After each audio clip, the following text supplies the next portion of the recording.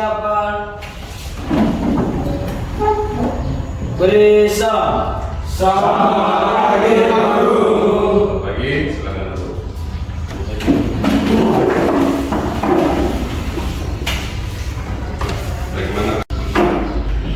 Bagaimana kabar semua? Baik, Guru.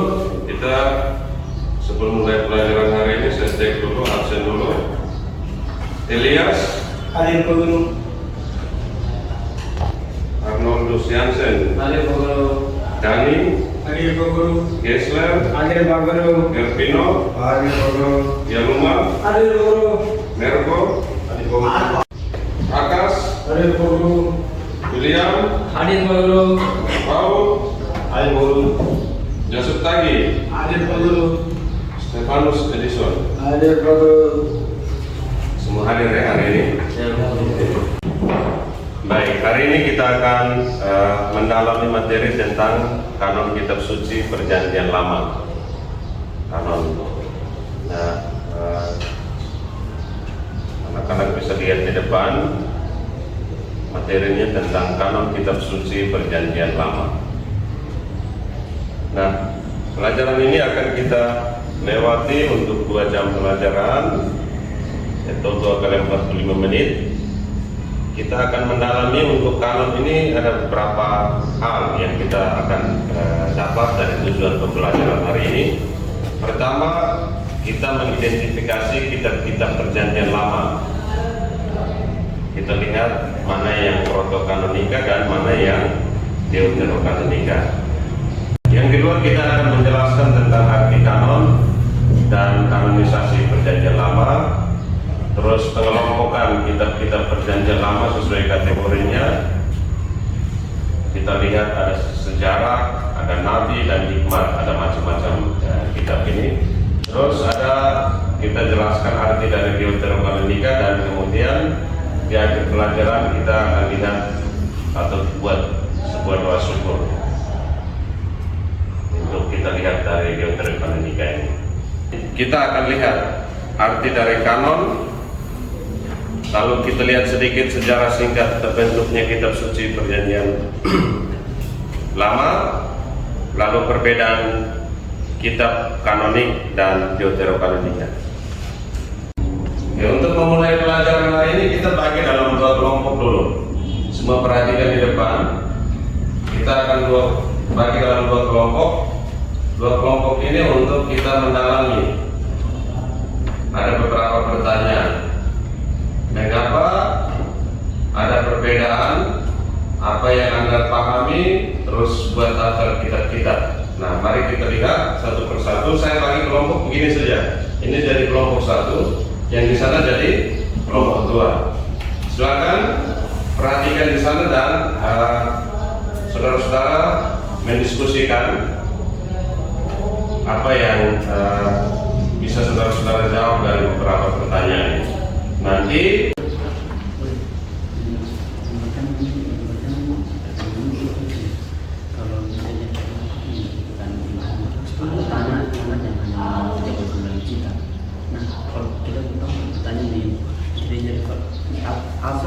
apa yang terjadi kepada gereja reformasi ketika ia tidak mengikuti kanon berani? Apa yang terjadi kepada gereja Katolik?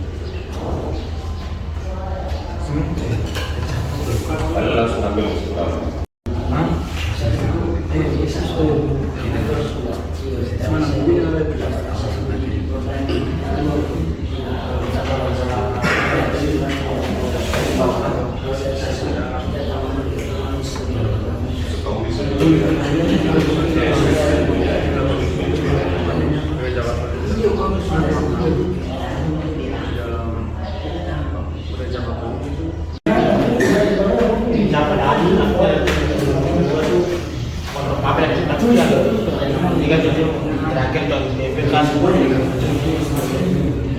Dan menurut saya itu berbeda dengan dalam syariat Katolik dan gereja reformasi atau Kristen terjadi karena perbedaan perjanjian lama. Untuk saya itu Katolik mengikuti Septuaginta atau terjemahan Yunani yang dipakai gereja dan yang mencakup 4 dengan kitab Perjanjian Lama dan 27 kitab Perjanjian Baru. dengan semua jumlah total 73 kitab. Menurut saya teman-teman, kalau menurut saya gereja reformasi mengikuti kanon Ibrani Tanaka yang hanya memuat 39 kitab perjanjian lama dan 27 kitab perjanjian baru. Totalnya adalah 66 kitab.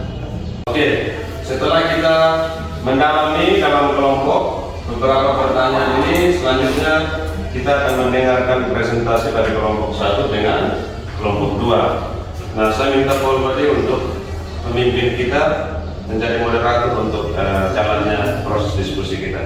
Waktunya saya berikan kepada Paul Badi. Baik, selamat siang untuk semua. Di sini untuk menjawab pertanyaan ini, saya kan sudah dibagikan oleh Bang Guru masuk dalam kelompok. Jadi sini saya minta kepada kelompok 1 untuk pertama-tama mempresentasikan kelompok. Yang waktu dan tempat kami persilakan kepada kelompok 1. Pertanyaannya, mengapa ada perbedaan jumlah kitab dalam Alkitab Katolik dan Gereja Reformasi? Jawab. Perbedaan jumlah kitab antara kitab Katolik dan Alkitab Gereja Reformasi atau Protestan terjadi karena perbedaan perjanjian lama.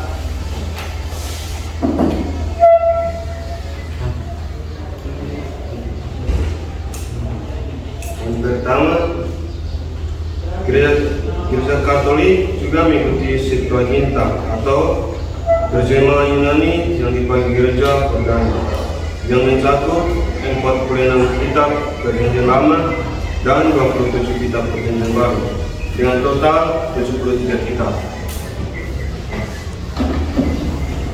Baik, poin kedua, gereja reformasi mengikuti kanon Ibrani, yaitu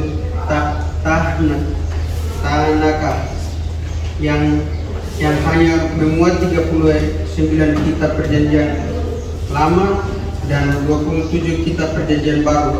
Jumlah total keseluruhannya adalah 66 kitab.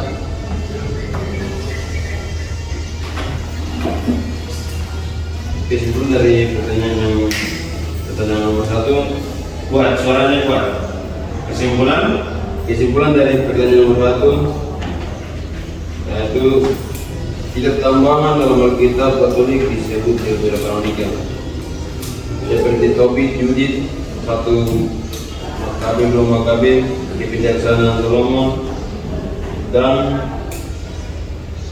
tambahan Esther, Daniel,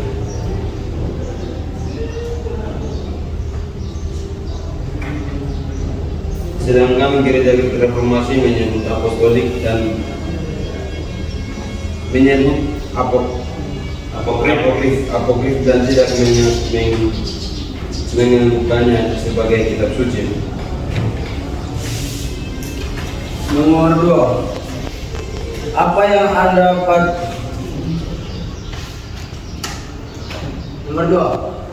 Anda pahami tentang kanon dan kanonisasi perjanjian lama?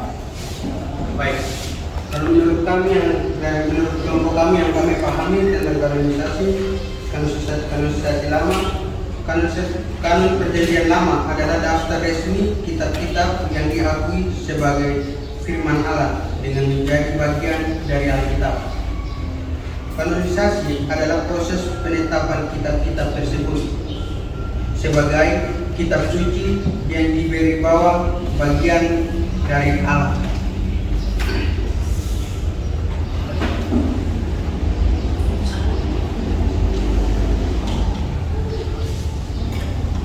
Nomor 3. Buatlah daftar kitab-kitab dalam perjanjian lama sesuai dengan kelompokmu. Baik, ada 4 daftar kitab-kitab dalam kitab perjanjian lama, yaitu yang pertama kitab Taurat atau Pentateuch yang terdiri dari Kejadian, Keluaran, Imamat, Bilangan, dan Ulangan.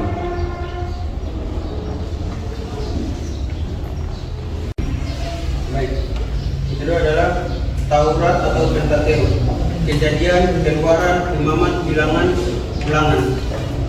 Yang nomor 2, sejarah Yesus, Harun, Samuel, Satu raja-raja. satu raja-raja, dua raja-raja, satu Samuel, dua raja-raja. Kebijaksanaan yang ketiga adalah kebijaksanaan agung, Mazmur, Amsal, Pengkhotbah, Imam Agung, kebijaksanaan Salomo, Yesus bin Saraka. Ben Sirah. Bin Sirah. Oke. Sudah? Poin keempatnya itu kitab nabi-nabi terdiri dari 2, yaitu nabi besar dan nabi kecil. Nabi besar terdiri dari kitab Yesaya, kitab Yeremia, kitab Ratapan, kitab Baruk, kitab Yeskiel, dan kitab Daniel. Nabi kecil yaitu Hosea, Joel, Amos, Obaya, Yunus, Mika, Nahum, Habakuk, Sefanya, Hakai, Sakaria, dan Malayaki. Pertanyaan nomor 4, apa yang Anda pahami tentang protokanonika dan deuterokanonika? Ya, silakan.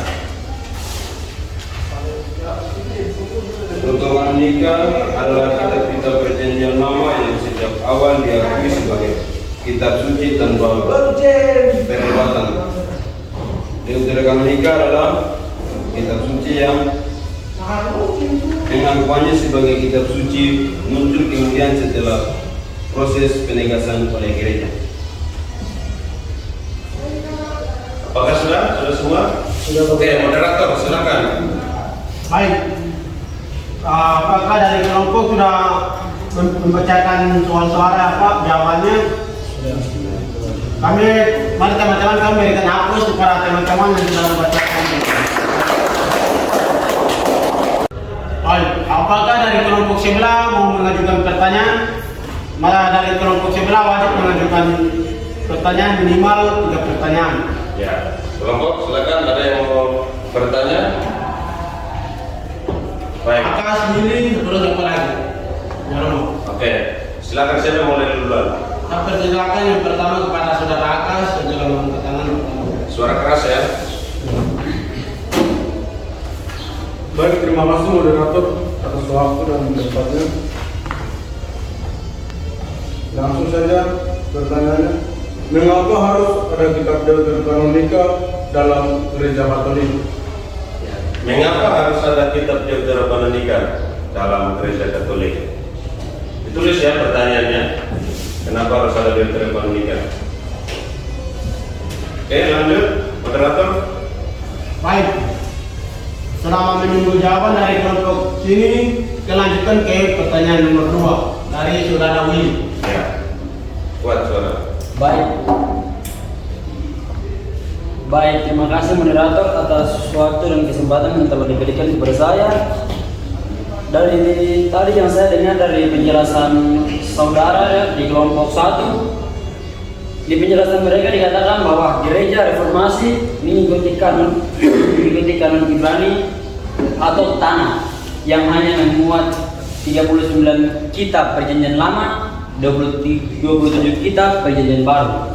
Nah, di sini yang menjadi pertanyaan saya adalah apa yang terjadi kepada gereja reformasi ketika ia tidak mengikuti kanon Ibrani atau tanah ini? Itu saja. Sekian. Kelompok sudah paham ya pertanyaannya? Oke. Baik, sementara menunggu jawabannya, mari kita lanjut ke pertanyaan berikut. Saudara Yanuman, silakan. Ya. Baik, terima kasih atas waktunya. Saya mau bertanya saja tadi teman-teman sudah sebutkan ada perbedaan nabi kecil dan nabi besar. Jadi pertanyaan itu begini, kenapa ada perbedaan antara nabi besar dan nabi kecil? Coba teman-teman. Kenapa harus ada perbedaan antara nabi besar dan nabi kecil? Baik, terima kasih dari kelompok sebelah yang telah mengajukan pertanyaan. Jadi kita kembali ke kelompok 1. Apakah mau menjawab pertanyaan dari kelompok sebelah atau tidak? Baik, kami persilakan kembali. Itu aturan depannya. Oke, silakan didiskusikan sedikit baru ditanyakan.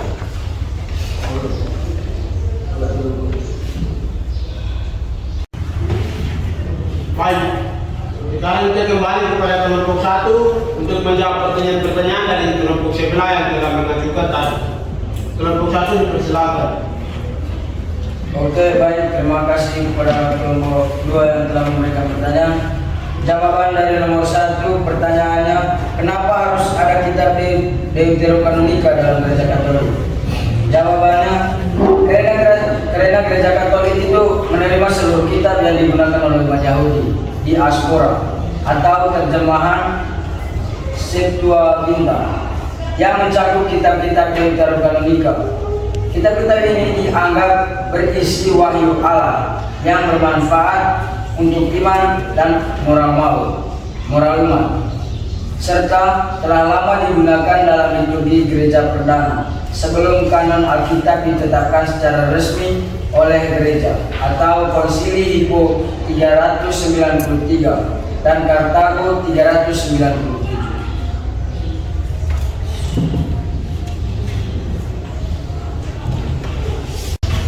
Baik, dari kelompok sebelah apakah puas dengan pertanyaan kelompok 1? Puas. Oke, kita lanjut ke nomor 2. Dipersilakan. Jawaban nomor 2 pertanyaannya, ketika gereja tidak mengikuti kanon Ibrani atau tanah, apa yang akan terjadi kepada gereja reformasi? Jadi jawabannya itu, ketika gereja tidak mengikuti kanon Ibrani atau tanah, yang akan terjadi pada gereja reformasi adalah gereja reformasi atau Protestan yang memilih mengikuti kanon Ibrani atau tanah berarti tidak mengakui kitab-kitab Deuterokanonika sebagai bagian dari kitab suci, hanya menjadikannya sebagai bacaan rohani. Alkitabnya terjadi perbedaan jumlah kitab dan perbedaan dasar ajaran tertentu antara Alkitab Katolik dan Alkitab Protestan. Namun, kedua tradisi tetap berpegang pada pewartaan inti iman atau keselamatan melalui Yesus Kristus. Baik, dari kelompok sebelah apakah merasa puas? Puas. Baik, sekarang kami lanjut ke nomor 3. Kelompok 2 itu puas terus. Tidak ada tanggapan lagi kan? Oke, silakan Mas ya. Berikut.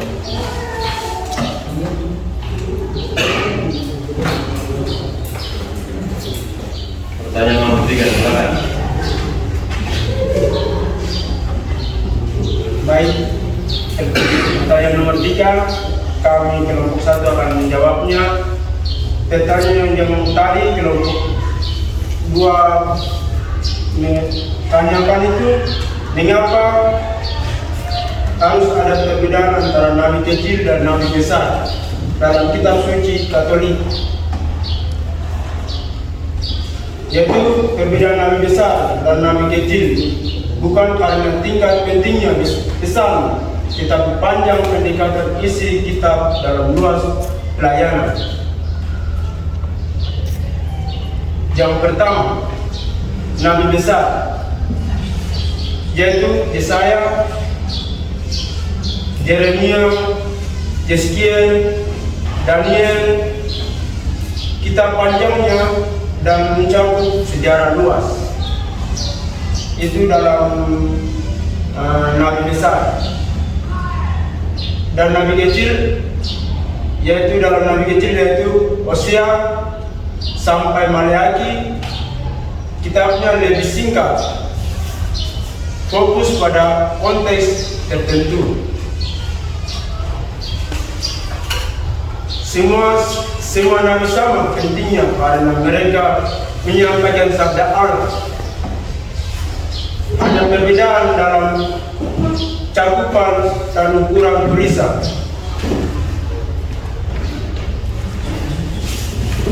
Ada tambahan dari jawaban nomor ini. Jadi itu namanya itu bukan karena mengenai pesannya atau tingkat pada putusan, tapi mengenai isi panjang dan pendeknya isi dari kitab-kitab tersebut, seperti kitab Yesaya, Yeremia, Yeskiel, Daniel. Karena isinya panjang maka disebut nabi besar. Sedangkan Hosea sampai Maleakhi disebut nabi kecil karena kitabnya lebih singkat dan fokus pada konteks tertentu. Ya. Baik, apakah dari kelompok sebelah merasa puas? Puas. Baik, sekian dan terima kasih. Kita beri tepuk tangan kepada kelompok 1.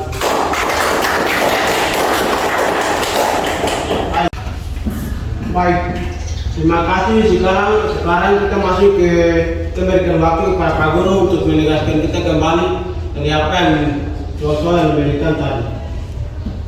Oke. Baik, terima kasih. Pertama kita tepuk tangan dulu untuk moderator dan kelompok. Kita lihat dulu beberapa pertanyaan yang tadi kita dalami. Pertama kita perhatikan, semua lihat di layar depan. Ini perbedaan antara Alkitab Katolik dan Alkitab dari gereja-gereja Protestan. Kalau kita perhatikan di sini dikatakan perbedaan paling mencolok dari Alkitab Gereja Katolik dan Protestan atau Reformasi itu yang paling pertama sekali yang kita bisa lihat itu dalam hal apa? Jumlah. Nah, jumlah kitabnya. Di situ dikatakan jumlah kitab Perjanjian Lama untuk Katolik itu ada 45 atau 46 kitab. Sedangkan untuk Gereja Reformasi ada berapa? 39. Nah, jadi untuk Perjanjian Lama itu yang Katolik ada 45 atau 46 dan untuk Reformasi ada 39. Perbedaan ini disebabkan karena baik Katolik maupun Reformasi mereka menggunakan apa? Kanon yang berbeda. Nah, itu. Jadi Gereja Katolik punya kanonnya sendiri, Gereja Reformasi juga punya kanonnya sendiri. Selanjutnya kita lihat sedikit tentang arti dari kanon dan kanonisasi. Pertama kanon. Kanon itu dikatakan asalnya dari mana? Dari bahasa Yunani. Kanon itu bisa disebut mistar, tongkat, atau batang pengukur.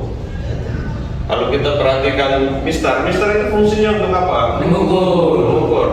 Jadi fungsinya untuk mengukur batasan dari mana sampai di mana.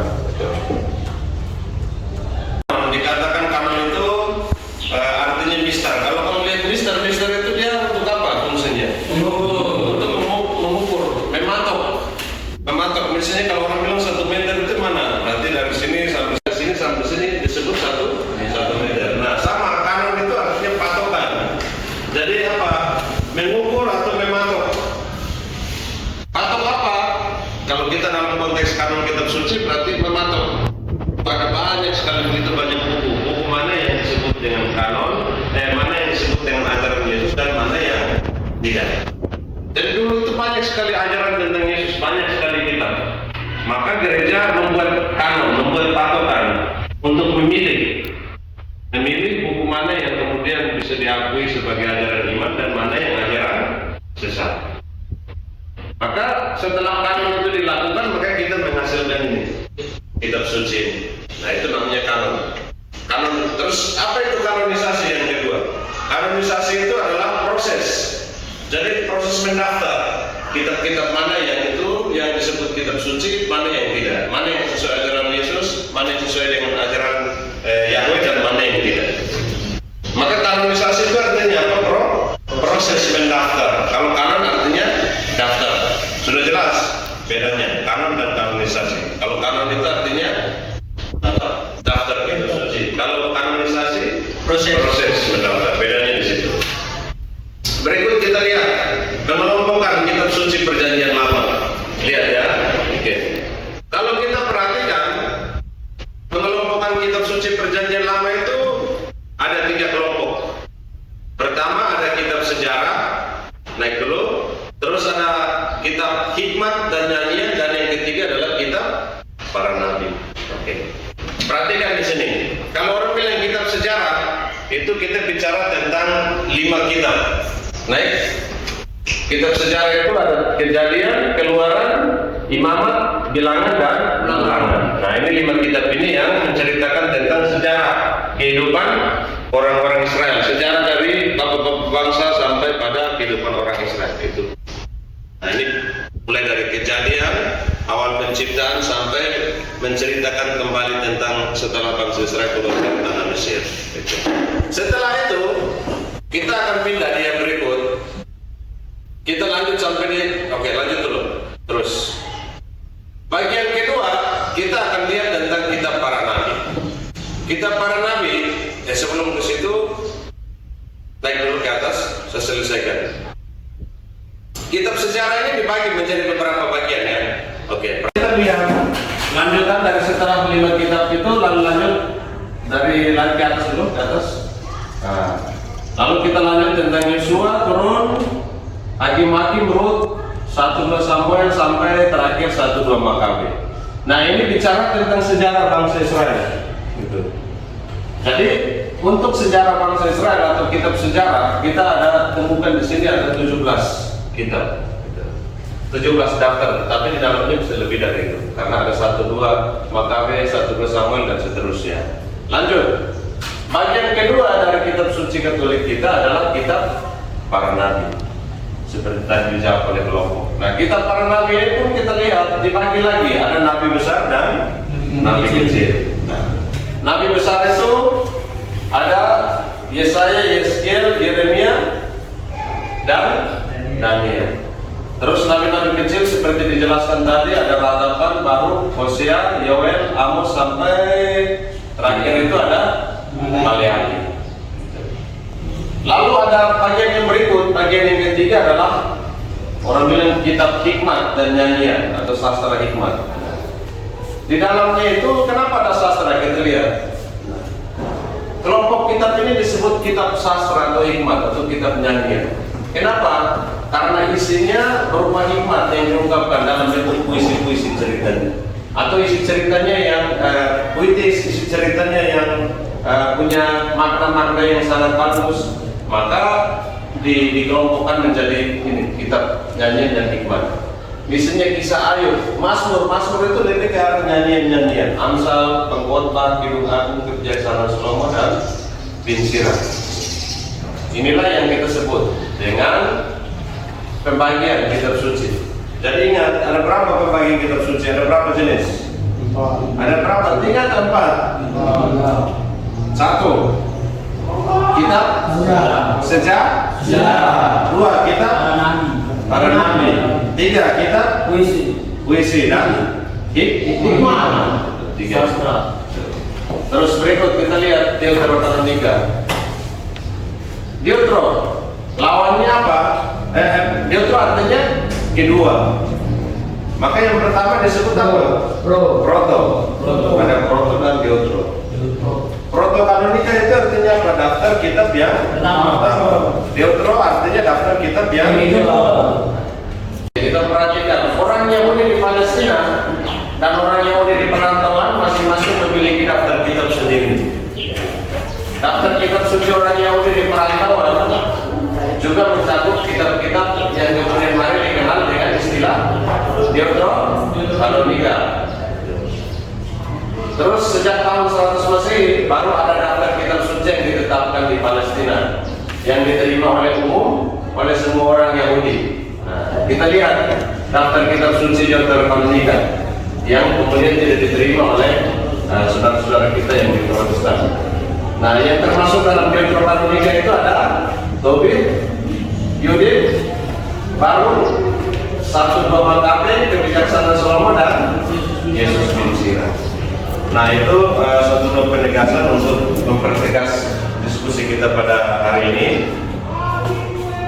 Untuk mempertegas diskusi kita pada hari ini dan nanti kita akan dalami lagi dalam tugas-tugas yang akan saya berikan. Demikian selanjutnya kita untuk kegiatan kita. Baik, untuk mendalami kita punya materi pertemuan pada hari ini, nanti saudara-saudara saya berikan tugas. Tugasnya itu membuat sebuah doa syukur tentang adanya kitab-kitab Deuterokanonika. Jadi tulis dulu, kitab-kitab membuat sebuah doa syukur tentang adanya kitab-kitab Deuterokanonika. Artinya sebagai bentuk kita bersyukur bahwa ada kitab Deuterokanonika yang menjadi dasar iman bagi kita. Oke. Sudah, setelah itu mari saya persilakan saudara Paul Badi untuk kita dalam doa. Baik, terima kasih waktu yang diberikan kepada saya. Sama-sama kita upload dulu untuk biar kita sekalian sama-sama dalam pembelajaran kita. Habis nanti pelajaran ini mari kita bersatu dalam doa. Dalam nama Bapa dan Putra dan Roh Kudus. Tuhan, terima kasih atas pernyataan dari malam hingga siang. Tuhan, terima kasih pula atas pemberian dalam pelajaran kami. Memudahkan kami belajar tadi, itu bermanfaat bagi kami dan guna untuk kami melakukan atau mengajar kepada teman-teman yang kita belum tahu, guna untuk saling membantu.